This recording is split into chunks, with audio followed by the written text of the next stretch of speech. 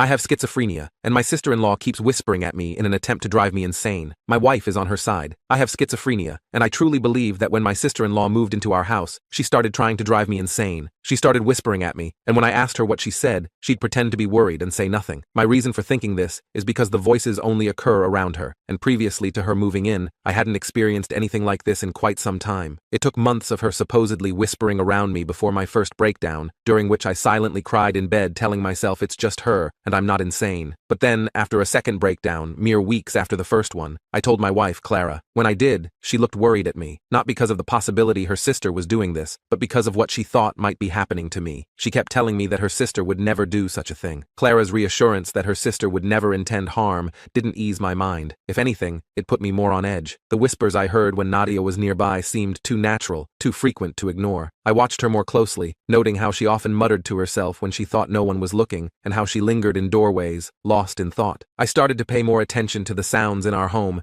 trying to catch clear words or phrases from Nadia that would prove I wasn't imagining things, but the more I listened, the less I seemed to understand, hearing only bits that made no sense. Clara's frustration with me grew as she saw me becoming more withdrawn and obsessed with proving Nadia was whispering. Months passed, and even though I was taking my meds right and seeing my psychiatrist regularly, the whispers that I believed were coming from Nadia continued. My doctor had adjusted my medications several times in an effort to subdue what was diagnosed as auditory hallucinations, but no adjustment seemed to make a difference. Every tweak brought a flicker of hope that quickly faded as the murmurs continued. The more I heard, the more I studied Nadia's every action, every whisper, every subtle glance she made, I saw as a confirmation of her intent to weaken my mental health. I was certain she was whispering just low enough for me to hear, but without enough clarity for me to confront her directly. I felt Clara watch my condition worsen and could sense her growing concern. Initially, she dismissed my accusations as a symptom of my illness, trusting her sister completely. However, as my fixation on Nadia's supposed whispers intensified, so did the tension within our home. Clara found herself in a difficult position, torn between her loyalty to her sister and her commitment to support me. One evening, the situation escalated dramatically. While walking down the hallway, I heard it, a whisper, clearer than ever, unmistakably from Nadia. It was a simple, sinister murmur, just audible enough to catch. My heart pounded as I rounded the corner into the kitchen, where I found Nadia, a glass of water in her hand, seemingly oblivious to my presence. I was so over it at this point. I couldn't hold back any longer. I yelled at her. I told her to quit the charade and just admit it was her whispering to me. I then asked her why she was doing this and what she could possibly gain from it. She acted like she didn't know what I was talking about and began to cry. She cried and ran out of the house. I knew she was going to call Clara, and I panicked.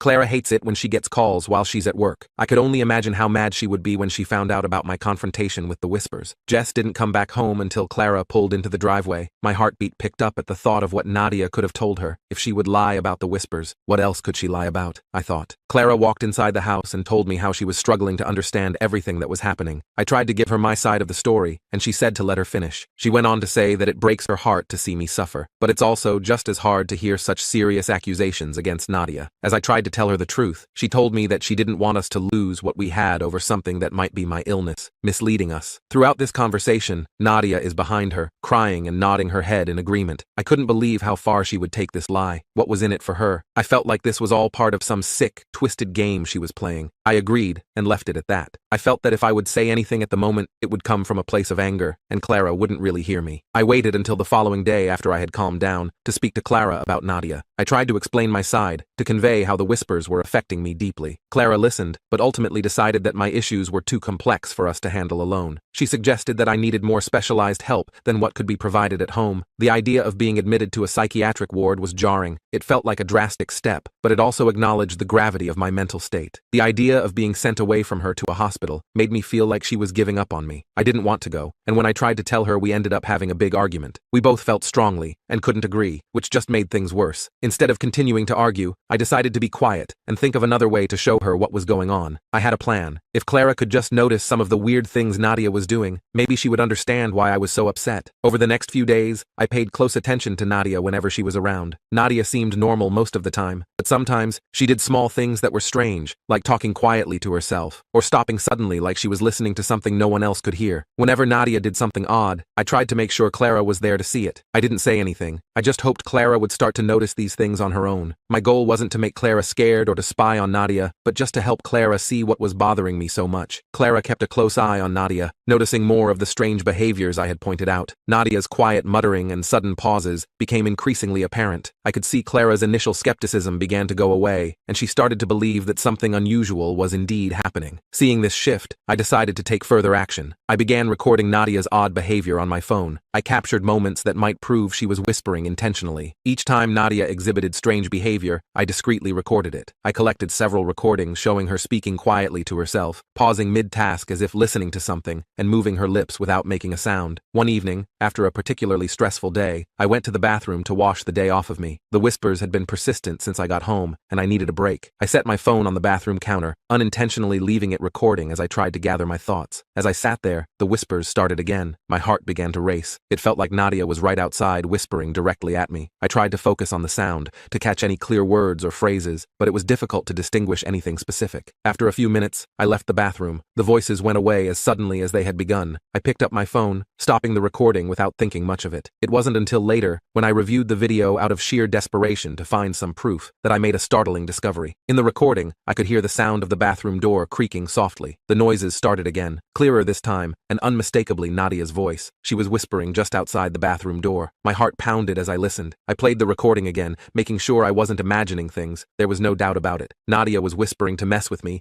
and now I had proof. The realization hit me hard. I wasn't losing my mind. Someone was intentionally trying to make me think I was. Now that I had this new evidence, I felt like this was exactly what I needed to prove to Clara that I wasn't crazy, and finally get back on track with my psychiatrist. What I was experiencing was real. Nadia's whispers weren't figments of my imagination. I decided to get more evidence as the days progressed. Eventually, one evening when I gathered enough courage, I showed Clara the recordings. She watched closely, her expression changing from concern to shock as she saw the evidence. The videos showed Nadia muttering while cooking, stopping abruptly in conversations, and speaking softly to no one. Clara's face grew pale as she processed what she was seeing. I felt the tension between us ease as we now understood one another. We decided to confront Nadia with the evidence. The next evening, we asked Nadia to join us in the living room after dinner. Clara began the conversation gently, expressing concern for Nadia's well-being and mentioning that we had noticed some unusual behavior. Nadia looked anxious as I showed her the recordings. Her composure started to crack, her hands began fidgeting, and her eyes were darting around the room, avoiding our gaze. After watching the recordings, Nadia finally broke down. When Clara had given her a moment to explain herself, her voice was barely a whisper. She admitted to whispering outside the bathroom door, in the kitchen, at dinner, and every other time. She acknowledged that she had been deliberately trying to mess with me. She looked ashamed. Clara pressed her for the reason behind her actions. She needed to understand why Nadia would do something so cruel. The urgency in Clara's voice grew as she demanded an explanation. She was losing patience with her sister. Nadia hesitated, struggling to find the right words. Finally, she confessed that she believed it was not safe for her to live in the same house as me